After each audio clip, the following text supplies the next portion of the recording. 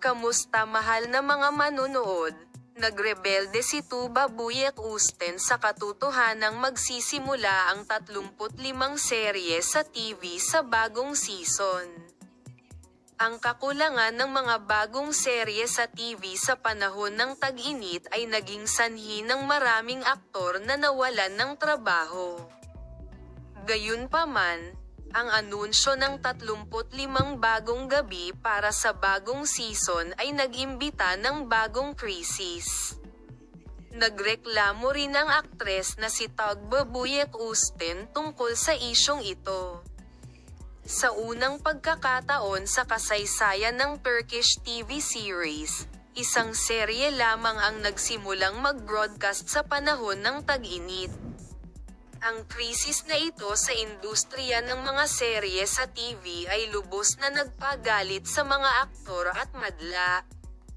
Matapos walang mga serye sa TV sa panahon ng tag-init, isang kawili-wiling pag-unlad ang naganap at inihayag na 34 na serye sa TV ang magsisimulang mag-broadcast sa bagong season. Pinunarin ng aktres na si Tuba Büyük-Üstün ang issue. Sa kasamaang palad, nakikita ko ang Tuba Büyük-Üstün dahil siya ay isang malaking pagkonsumo.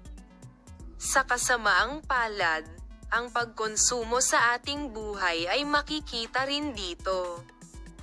Iniwan mo ang iyong pamilya sa trabaho, ilagay ang iyong buhay sa isang kahon at magtrabaho.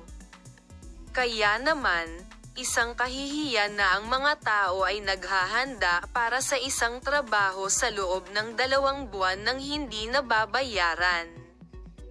After 2 months, 3 months, minsan 5 months, darating at aalis ka after 4 na episodes.